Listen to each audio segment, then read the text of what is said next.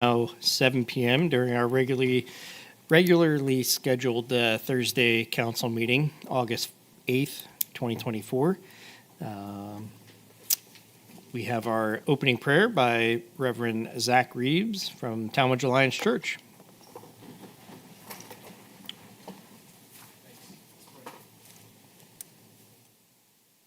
Father of grace and mercy, King of glory. We live in such strange days, and we exercise authority over our little area of this earth. Lord, we need your grace from on high to unite us, to extend your love and grace into our community. Father, would your wisdom be with the men and women gathered here?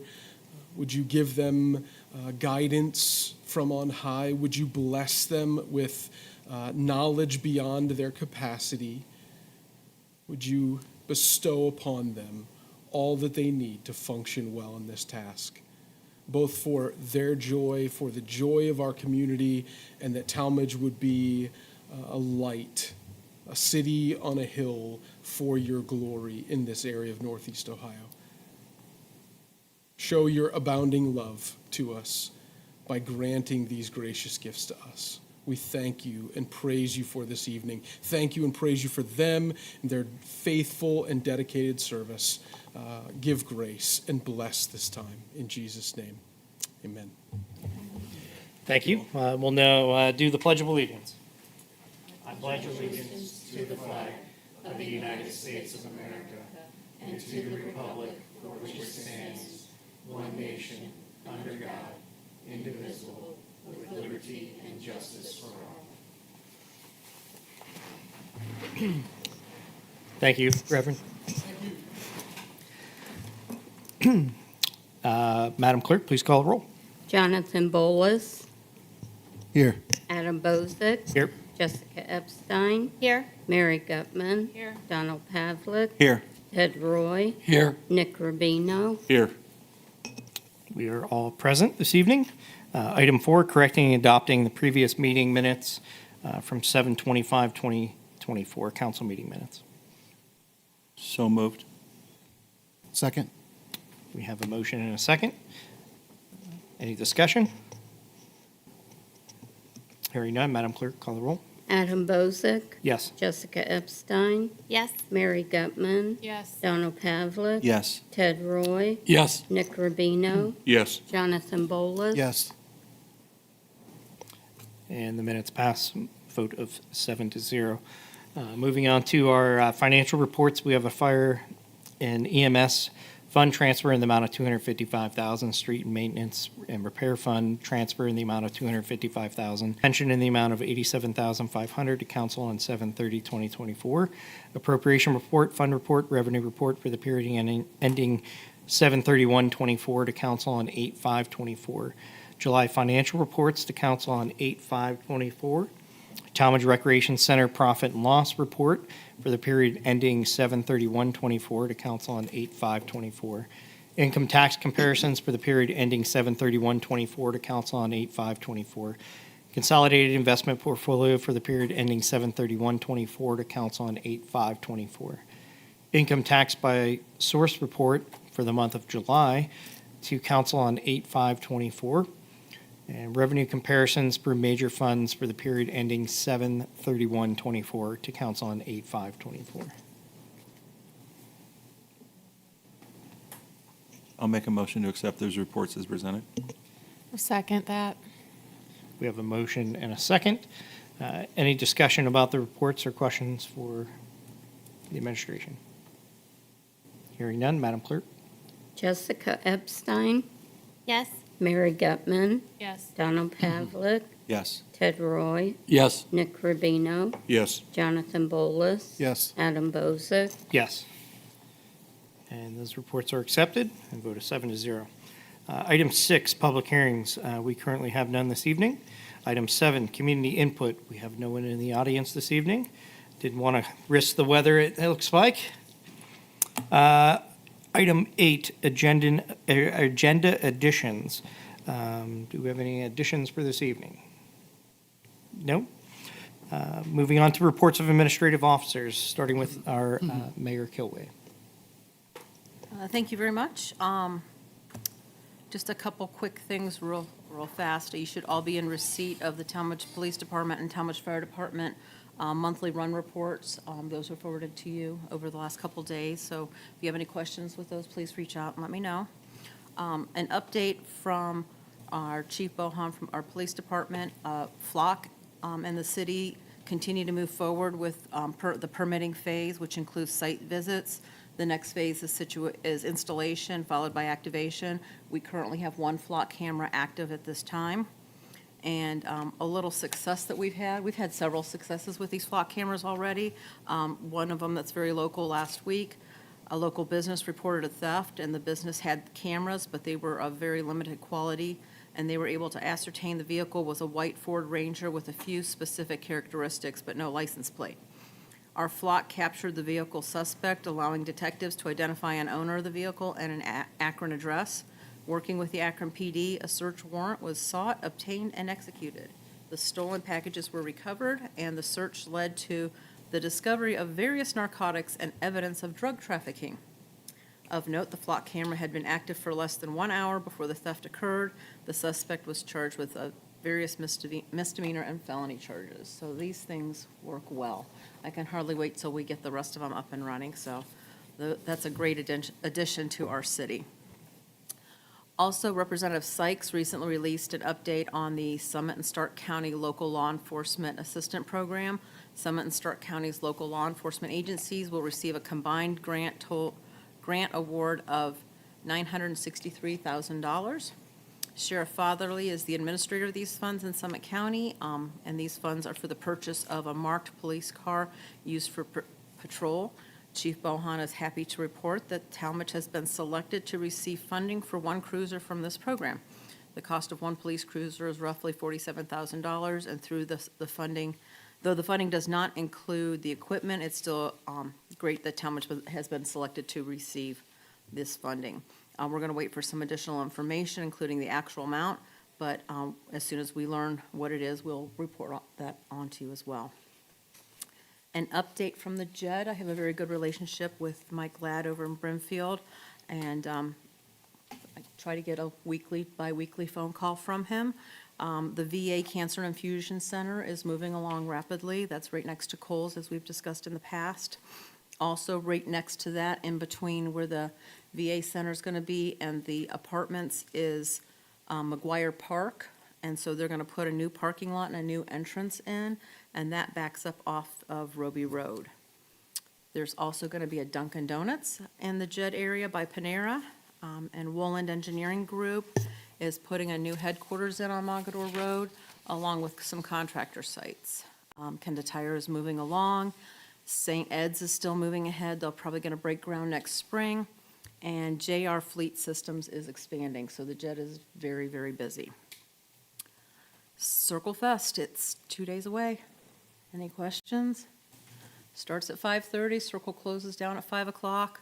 Parade kicks off at 9 o'clock, so everyone be ready. Have your float down there. It's probably best, if you're going to have your float vehicles, which I think are golf carts, if you could have them down at the hole early in the day, that would probably be your best option. Okay? And then another update on 1128.5 Woods Drive. We're moving forward with demolition and should happen within the next few weeks. Just another reminder, we're going to have a ribbon cutting at Tallmadge Family Eye Care on Friday at 2 o'clock. All of council is invited. That's over on Metric. Safety school graduation is tomorrow. And that's all I have for right now. So end of report. Any questions? Thank you for that update. I did receive a couple inquiries from Woods Drive residents. Right, I'm sure you have. As late as last night, and I think I was asking Mr. Rohr for an update too, so they appreciate it. Okay. Knowing that's going to happen in August, sounds like. It should happen soon. I don't have the exact date, but as soon as I find out, we'll let you guys know. Okay? Awesome. Thank you. Any other questions? All right. End of report. Thanks. Thank you. I do have one comment and maybe suggestion, but in light of the recent storms that we've been experiencing in Northeast Ohio, and obviously this evening we're having some thunderstorms, might be a good time to remind people or our citizens about the alert system that we have. And I know I spoke to a couple of parents yesterday. They were making comments about getting the notifications and how do I turn them off, because I've gotten them at like everywhere I turn, I get a notification. So maybe just a quick little educational reminder out there about how the system works and things like that. But great system, because even today I got the notification about a text and a phone call about the Circle Fest. So Right, and we are doing a push to remind our residents in our community about Civic Ready. Yep. And we do have some cards that we're going to have out all over Circle Fest and at all of our upcoming functions. There's a QR code that you can scan and sign yourself up, and it should step you through how to sign up, how not to sign up, and so forth. When you want to get your alerts, how you want to get your alerts, and if you have any questions, Andrea Kidder is great with it. great. Thank you very much. You're welcome. And just one follow-on to that, we have pushed out, it should have, I think it went out last night, and then earlier in the week, a reminder about Civic Ready, and we're really pushing. A lot of people did not sign up for the events, and so we're reminding people about that, because we will use that as one of our notification systems during Circle Fest and in the future for other events that the city has. So we did just get those cards, as the mayor said, and we're ready to get those distributed, and working with the fire department and firefighter Sandy will have them at her table, as we'll have them at a couple other locations too. Great. Thank you.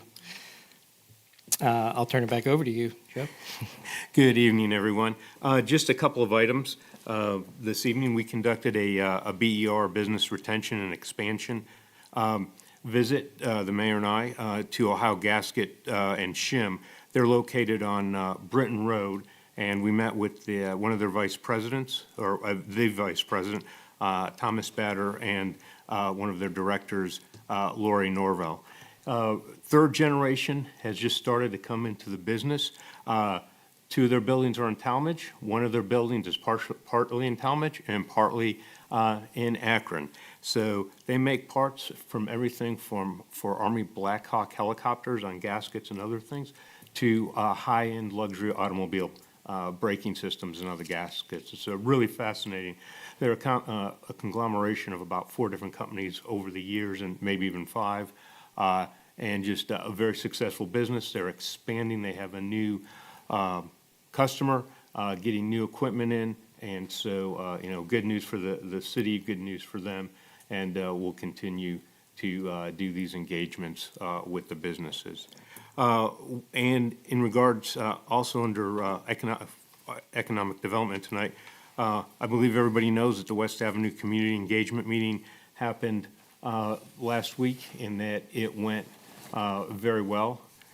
It was, overall, the response was very positive for what we're trying to do on West Avenue and the West Avenue overlay as it was presented. One of the things that we did get some questions, a lot of questions on traffic on Nottingham. So we worked with Chief Bohan in the police department, and they have what are called radar recorders. You authorized the purchase of 2 of them last year, and they received them in early spring, and they've been using those. What these instruments do is they set them out there for 5 to 7 days on a street where they've received a complaint. It measures, in a passive way, it measures radar, it measures traffic, it measures basic traffic density per the hour. And what the report came back with was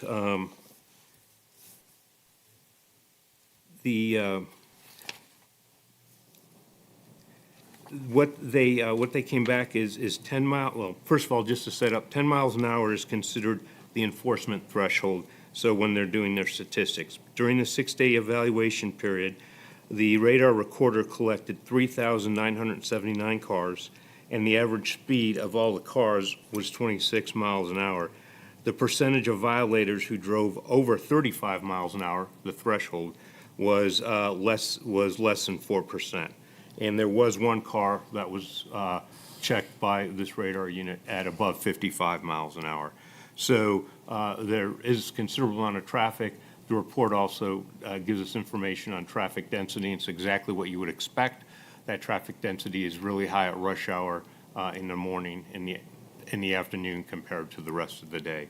So one of the tools that the police department uses, they were able to use that for us, and we literally got this just earlier this evening. So we'll be reaching back out to the one resident who has reached out to us and council members. So good news that we have that tool, and the police department's been actively using it. If you have any questions about the tool or where it's being used, Captain Eichler or Chief Bohan said they'd be more than happy to talk to you about it and how that's used. So pending your questions, that completes my report tonight. Any questions from council? No? Thank you, sir. Moving on to our Director of Public Service. Good evening. Sue, could you, thank you.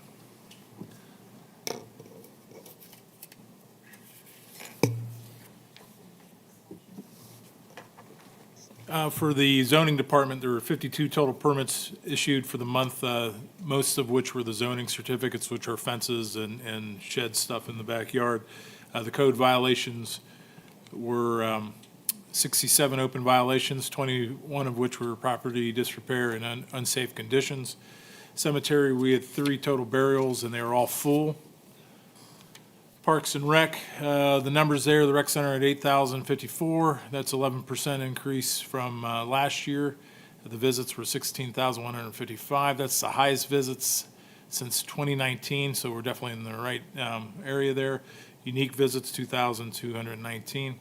Rec center will be closing from August 9th through the 11th. That's the annual cleaning that they do to the building. New co-ed softball league starts August 19th, or register by August 10th. Fall winter programs will also be out on August 19th. Summer camp painted the storm drains at the community center. That's the picture off to the right. That's an EPA mandate. We have to do education and as well as public involvement. So that's a great one. It kills 2 birds with 1 stone. And the kids, it's a good project for the kids. They do a nice job with it. Dog Park grand opening at Howell Road Park is Tuesday, September 3rd, so that's the Tuesday after Labor Day. And we'll get more information on time and more details on that. Macca Pool visits, visits at the rec center. Visits at the pool were 12,964. Last day of the pool is open is August 11th, and the doggy dip is August 24th. The street department, been really prepping for Circle Fest. That takes a lot of time during the month of July to get ready, to make it run smoothly. Asphalt paving program is ongoing. A couple things that everybody should realize. Once they mill, they got 7 days to put a layer of asphalt down. They were able to meet that. Then the weather came in, and you cannot apply asphalt or the tack coats down when the pavement is wet. And then what you also get into is once you get below 250 degrees on temperature for the asphalt, it's no good. So it's a catch. The contractor is responsible for the asphalt. We won't pay for the unused asphalt, so he's not going to buy it if it's threatening to rain over 45% that day. So that's what the delay's been, and we've been getting the rain. And we were supposed to get the rain today at 3 o'clock. I mean, it stinks, but it is what it is, and we want the best product out there. So anybody grumbling, we're just doing our jobs. I mean, it is what it is. 4 tons of street debris was removed from sweeping. 364 lineal feet of ditching was done. We had training on line locations with our line locator. 2 catch basins were repaired. 3 drive culverts were replaced, and 1 crossover culvert was also done. And that's it there on Osceola. That's a picture to the left. Utility department, 1 water break that was southeast. That's that picture to the left there. That was last week, I think. The interesting thing about that, I don't know if you can see it in the picture, that's a cracked line. So that's what made that very difficult to repair quickly. We had to cut out almost 12-foot section of that pipe. You got to find where the cracks end, and unfortunately your hole starts at 5 foot, and that one ended up at 15 by the time you got all the pipe cut out. So guys did a nice job. I think we were done in less than 5.5 hours. So 7 water breaks for the year, 2,282 lineal feet of sanitary sewer was televised, 2 fire hydrants were replaced, both auto accidents, and I think one was a hit skip. 3 water valves were exercised, also an EPA mandate. We've got to exercise all of our water valves once every 3 years. So, and you can imagine that's quite a bit of, it takes quite a bit to turn those valves open and then shut them again. So, but there's good reason you want those valves to open when you need them, and you want them to close when you need them. So, we repaired multiple breaks in our fiber conduit along East Avenue. We actually are getting ready to run fiber to the water tower to make sure we're online there. And one of the things we realized was we had several breaks in our conduit when we tried to run the mule tape through it. So we were able to fix that, and the utility department did that in-house. Lead and copper identification is still ongoing. And that's it for my report, unless there's any questions. Thank you, sir. Any questions for our service director? No. Thank you, sir. Thank you. Moving on to Director of Finance. Thank you. Everybody received the July financial reports. Nothing big outstanding to report. Everything's pretty much moving smoothly. I did include there some notification to council regarding our water fund, and the Akron water bills this year are higher than anticipated, so we may need to have a reappropriation for that later in the year, but I will keep you up to date on that. And I'll be glad to answer any questions. Thank you. Any questions for our Director of Finance? No. Thank you. Director of Law. Thank you. I just want to report this evening that in addition to our normal activities, as you all know, my department's been working very hard on the recodification, along with various other departments as we go through and review the suggested changes from the codifier. We have run into a little bit of a delay in that some of the things that we need to take a look at are going to take more time than what we originally hoped.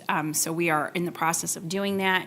I think I had originally reported that I hope to get the changes to council by fall. It's probably tracking more like wintertime at this point. So we're doing our best to do what we can, but then once we get our changes finalized, it goes back to the codifier. The codifier has to then incorporate it into the draft, et cetera. So it's voluminous. And when you see, it's our whole code. So it's not as if it's an easy project. It's a huge undertaking, and I appreciate your patience. And when we get to it, we will certainly have a special meeting to go over over the details. But we're working hard on it, and we will get it to you as quickly as we can. End of report. Thank you. Any questions for our Director of Law? No? All right. Moving on to our reports of standing committees of Council of the Whole, starting with our Planning and Zoning Committee with Councilwoman Gutman. Thank you. I will call Planning and Zoning to order. We have nothing before us this evening. Does anyone have anything for Planning and Zoning? Okay, then seeing nothing, I will close committee. Thank you. Moving on to our Finance Committee, Councilman Pavlik. Finance Committee deals with budget appropriations, reappropriations, bonds, franchises, investments, and expenditures. Currently, we have no items tonight for finance. Is there anything else that needs to be brought before Finance Committee? Hearing none, I will close committee. Thank you. Thank you. Moving on to Personnel, Councilman Bullis. Thank you. Good evening. Call Personnel Committee to order. We are all present this evening. Personnel Committee deals with personnel, labor relations, insurance claims, rules of council, and state statutes. We have no legislation. Are there any additional items, comments, or questions to come before Personnel Committee or the administration? All right. With that said, I'll close Personnel Committee. Thank you. Thank you. Moving on to Safety, Councilman Rubino. Thank you.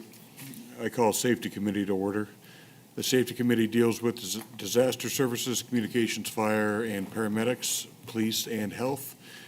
We currently have no legislation before us this evening. Does anybody have any questions for the Safety Committee?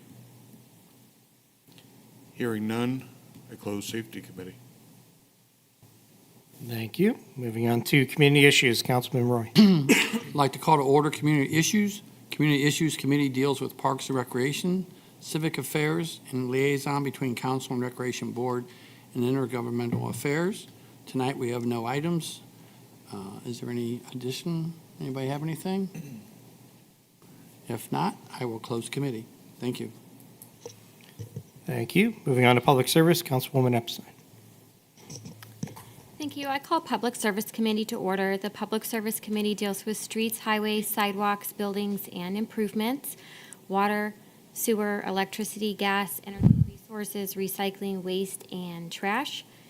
We have the lone item on the agenda this evening, Resolution 2024-3 at third reading, a resolution expressing support for the expansion of Amtrak service in the Akron-Canton region. Sponsor is myself. Is there any comments? Yes. Oh, thanks. I just want to thank you very much, Councilwoman Epstein, for writing this resolution and for bringing this in front of all of us. I think this is absolutely wonderful. What we have to realize that this is actually more than just a plea with the Ohio Department of Transportation and the Ohio Rail Development Commission and Amtrak, to include Akron-Canton region and the expansion. It is more a plea to our state and federal governments to acknowledge the significance of the greater Akron-Canton area and what we bring to the economic well-being of this region in our state. So it is much more than just bringing passenger rail to the Akron-Canton area. It's making sure that they hear us, that we're a part of the state, and that we deserve to be included in their statewide planning. So thank you very much for bringing this to our attention and for bringing this resolution here. Thank you. Thank you. Are there any other comments? Hi. Yes, thank you. I also just wanted to take a moment and thank you for bringing this to our attention. And I know we had a chance to discuss this as late as yesterday. I just had some thoughts I wanted to express and doing some research as well. So my first reservation with this, as I explained, was around the taxpayers and the long-term operation and maintenance of the rail and how it would be subsidized long-term, by the taxpayer versus by the private sector. So I started doing some options around what are some private sector options with high-speed rail, and I came across this one called Brightline, operates out of Florida. So just to give you some background here, this is an opportunity that Brightline took advantage of, that they subsidized their rail line itself through their residential and commercial development.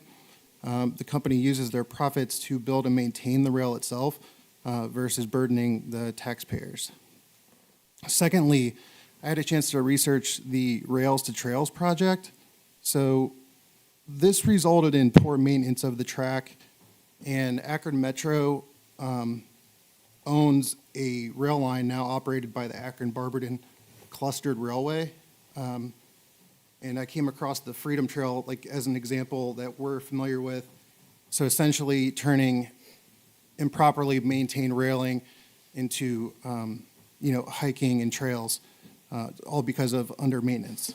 My last concern is around land acquisition and understanding how extremely expensive that could be, as well as the location of potential projects for rail. Just gave me some reservation there. In researching the project going on in California, where it's right now over $5 million over budget for the installation of that rail. So overall, I just had some reservations around, the overall market at this time. We were facing immense challenges. People's wages are down, inflation's up, jobs, the economy, are being challenged. So my main concern was around the taxpayer and being a good steward of taxpayer dollars. Thank you. Ms. Epstein, I have some comments. Yes. So, in addition to what I've said before about the additional transportation opportunities this opens up for our residents that don't have reliable cars and the such for long-distance travel. I'd like to just touch on the business development aspect. This resolution, as Mayor Kilway said, emphasizes the importance of our region to the state and on a federal level, make sure that we're not left out as future development. I feel if the rest of the state is getting these lines, what happens down the road? We don't have them. When business comes to Ohio, where are they going to look to develop, to grow? When these stations are in other places, they're not going to come here. I mean, I feel like you have to look at the long term of where people put things. It's where the access is, and we're shutting ourselves out if we just look short term. I'd also like to say that the tax money we're paying our taxes. This bill is passed. Why wouldn't we want to recapture our tax dollars? Why do we want it going to other places? I think that you can address inefficiencies. You can look at the project down the road. That's a future question, and I agree with Mr. Bolus that there are questions there, but that is something that can be addressed. And I'd also like to say that for our residents that do have challenges with jobs, if we have this rail, that opens those doors to pursue career opportunities that are further away. They can commute more easily to other locations to look for other jobs and come back home here and not move. Or if they have a spouse that has a job in Cleveland, they don't necessarily, they can look in Youngstown and stay with us. So I think those are all really important considerations of why we want to say, don't leave us out, look at us, consider us, we're important. And so I think everyone should vote for this. And within this bill that's being discussed with this funding, is it specific to Amtrak, or could it be potentially open the door for, any kind of private company, such as the example I gave with the Bright Line, or is it very specific to we're going to potentially, show, plea our significance, as you said, and then just try to make this installation possible with Amtrak operation only? Is it exclusive to Amtrak? I mean, I put Amtrak in the title because obviously that's what's being looked at right now. They're looking at connecting Cleveland to Columbus, and it's going right through us, but we can't get on it. So I think, yes, it does say that, but if we pass it, it's not like if it was going to be privatized and that option was available, this resolution could still have relevance, I think. We still say we're supportive of expanding, we want to be included. We did say Amtrak in this resolution, but we're here on the floor saying we would support any kind of enhancement to infrastructure options, transportation options in our area, in my opinion, but. I was under the impression that the resolution was stating that we wanted to be one of the cities to get potential funding from the FRA, Federal Railroad Administration, to do a study to determine where the rail would be set. So it's a grab of the $2 million that the FRA awarded to 4 towns in Ohio at $500,000. So the question is does FRA award more money if we're picked, or do we take money away from the pie? Those areas that have already been selected receive preferential treatment, I guess you'd say, for future funding. But we're not isolating this just to Tallmadge. It's the Akron-Canton area that we want this area, not just Tallmadge, but the area, Summit County, this whole area to be considered. Have they That's my intention with specified it. where the track, what neighborhoods, what communities are going to be impacted by the track, and the routing of this track, and if this track is going to be a dual use for industrial and passenger or strictly passenger? As of right now, there's nothing. It'd go from basically Cleveland, and this is all if, but there'd be like basically nothing until, I want to say, I had the map, I want to say like Mansfield or something like that. There's nothing right now.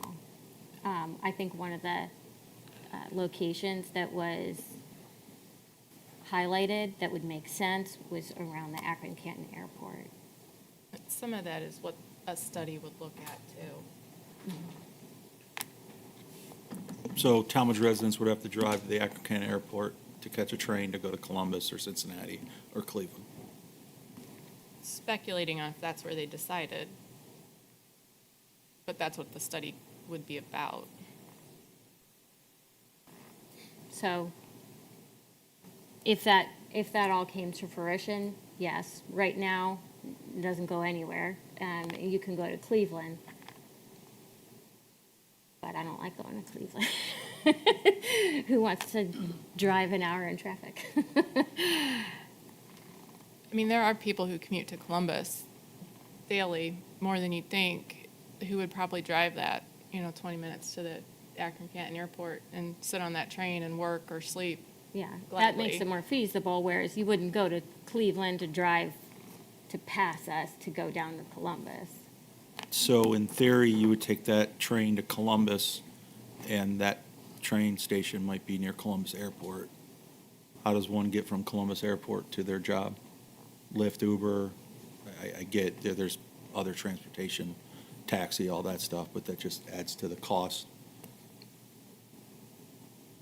They're doing quite a bit with their transportation infrastructure down there as well.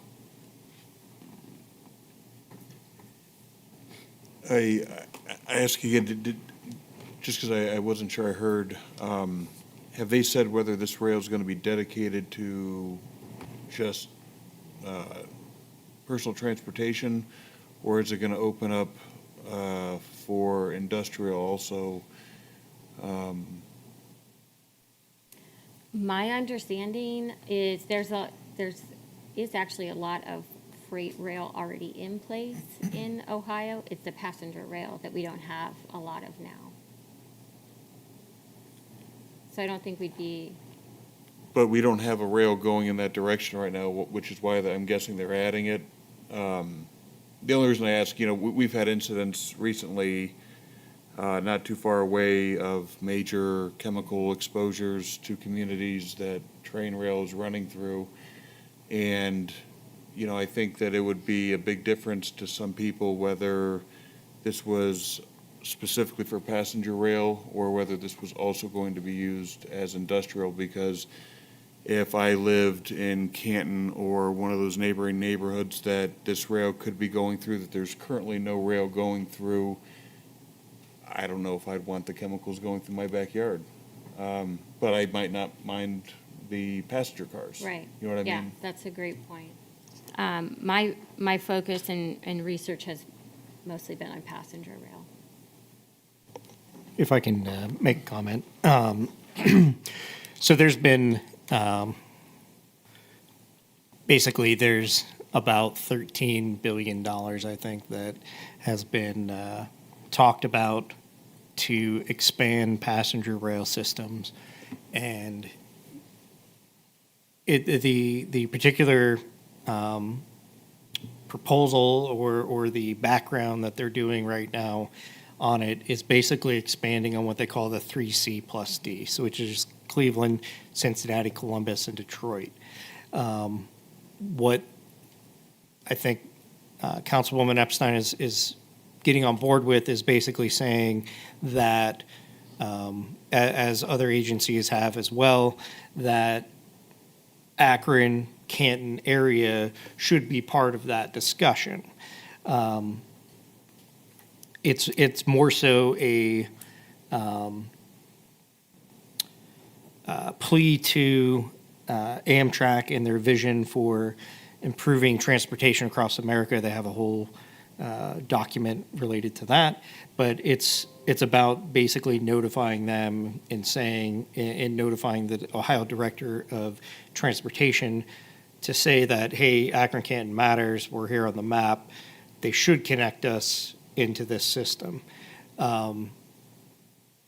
So I don't know what that looks like. I don't think anybody knows what that looks like. It's more or less just saying,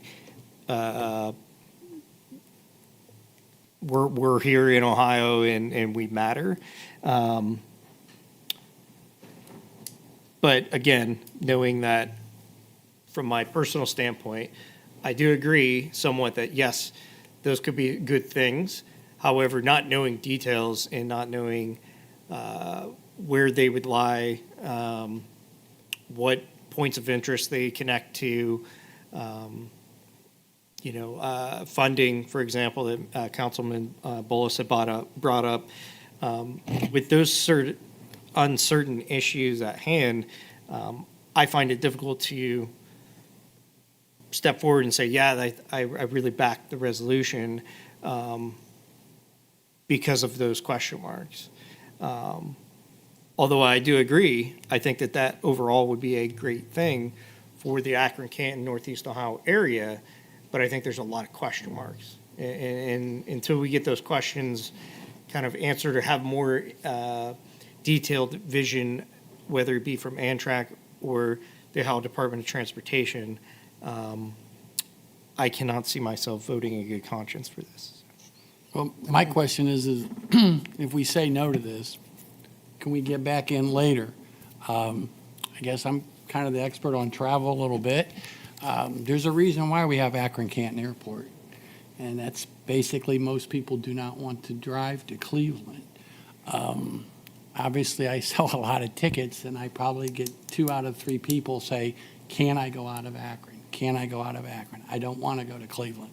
And I think just on my personal view of being in the industry of transportation, I would hate to turn something like this down. Maybe they would run something from Akron and there would be a stop between, Cleveland and Columbus or Cincinnati where they could, connect through that way. Or even going east. Everybody's, I know, is looking north and south because they actually have a pickup in Alliance. Most people don't know that as well. There is a pickup in Alliance as well with Amtrak. But like I said, there's a reason why we have Akron Canton Airport, and it's growing, and it just tells you people want to stay local. So that's what I'm looking at.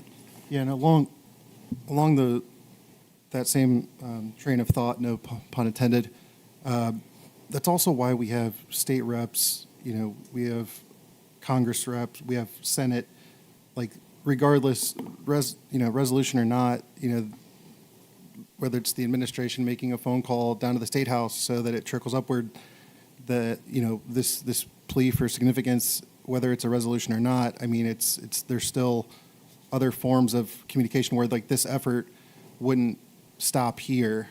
And again, just reiterating my concern with this and reservation was just around the Tallmadge taxpayer, knowing, we're facing increases in water, sewer, electric, gas across the board, 2025 and beyond, incremental increases, like I was saying, wages are being challenged right now. And I have reservations around subsidizing the long-term operation and maintenance of this system. Yeah, beyond the very good points that everybody's brought up, I would personally, I think, a train service like that could be extremely beneficial to the area and to the people in it.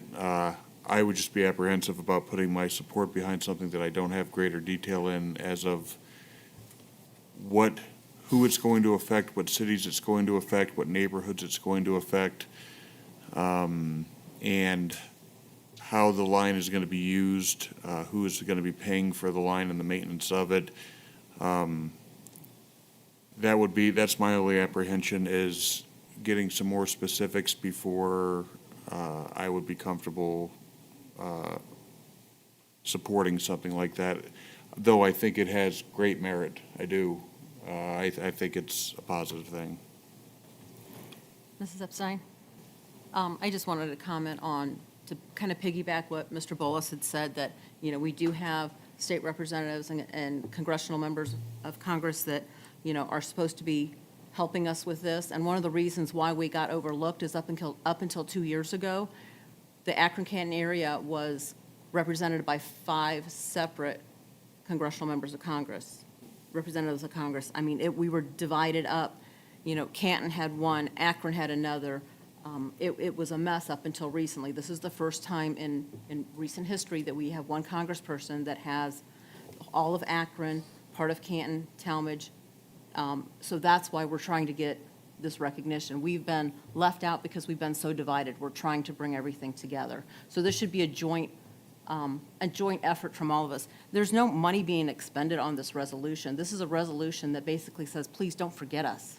Please remember that we're here. Do not overlook us when you do your planning for transportation. We're a very significant portion of the country and of the state that needs represented, and that's what this whole resolution is about. Right, and I totally respect that and I understand that. I just would think that our congressional reps, state reps, Congress, Senate, across the board wouldn't forget us. So I don't know if I need, if a resolution is necessary for them to ensure that we are not forgotten and that we are significant because we elected them to represent us. And that's exactly where this is coming from, too. Well, they clearly did, because we weren't included. That's exactly. I would just like to highlight, sorry, I've lost it, section 3, that says what we're requesting is that they prepare a proposal. It's a proposal, and so I understand you don't have details, and that I feel like rejecting this because you don't have the proposal when what it asks for is a proposal. It's kind of like saying, I don't want grant money for a park because I don't know where the park would go. And you might put it next to the jail. Or, the park might have dangerous playground equipment. Or it might cost us money to maintain it down the road. So I don't want a proposal for a park. We're not voting to fund it. We're not saying that if we don't like the proposal, we're stuck with it. But if we aren't even included in the idea, we can't even tell our state reps that we think it's a terrible idea later. It just passes us by. We don't have anything to complain. We can't even say to them, look at how bad this is. You have to fix it before we accept it. There's nothing to work with because we're just excluded from it. If there's a proposal, at least if we're included, then you can say, I don't like XYZ about this, or it's not cost effective, because you have something in front of you then. They've studied it and put it out there. But if we don't get there because they leave us off the map, we're just stuck. And right now they've left us off the map. So I don't have any confidence that, I hate to say I don't have any confidence that the people above us are going to include us if we don't make some noise about it, but that's what happened. So I think we need to make a little bit of noise. And then if we don't like it down the road, we deal with it. At that point, this is like Mayor Kilway said, we're not spending money, we're not telling them we agree with them doing something. It's just an ask for a proposal.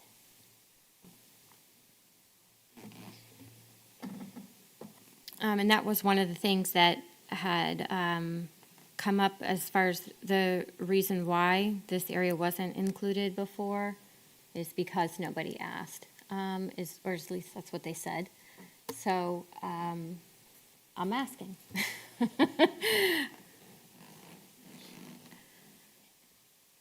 All right, are there any other comments? This is at third reading, so is there a motion? I would like to make a motion for approval of Resolution 2024-3. I'll second it.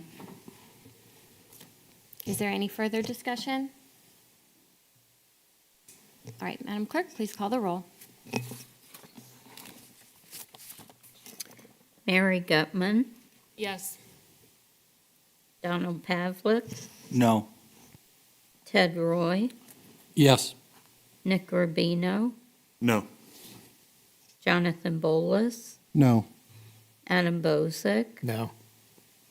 Jessica Epstein, Yes.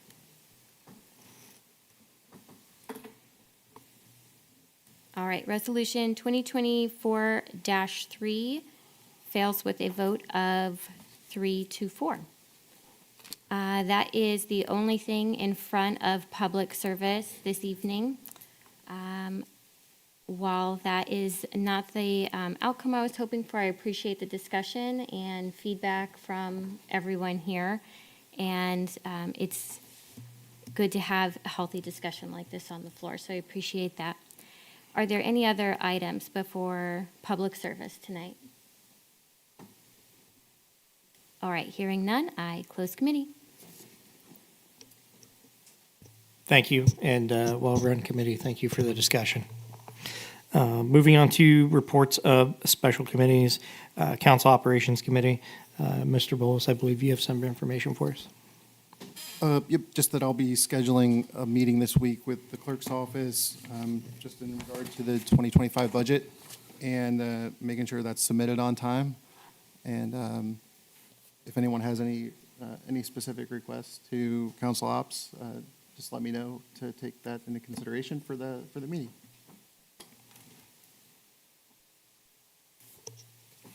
Thank you.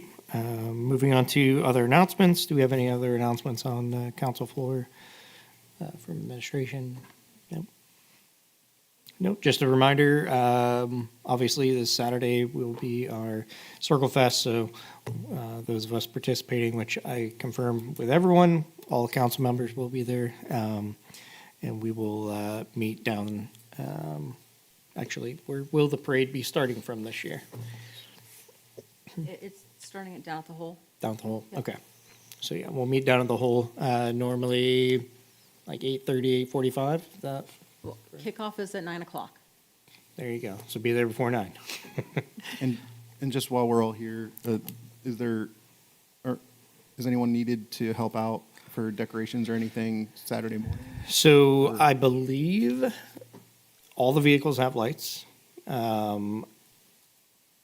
Somebody this evening mentioned that there was, I'm not going to talk about the card issues right at the moment. Somebody mentioned about having a council sign. I believe we have that. We don't have anything that has their individual names, but usually being that it's dark out, it is hard to see those names. So I think we're going kind of light on the decorations unless anybody else wants to jump on board and decorate the cards. But I think that overall I think we're all set. All right. All right, thank you, sir. Any other announcements? Nope. With that, I will take a motion for adjournment. So moved. Second. We have a motion and a second. Madam Clerk? Donald Pavlik, Yes. Ted Roy, Yes. Nick Rubino, Yes. Jonathan Bolus, Yes. Adam Bozick, Yes. Jessica Epstein, Yes. Mary Gutman. Yes. Thank you. The time is 7:53, and we are adjourned.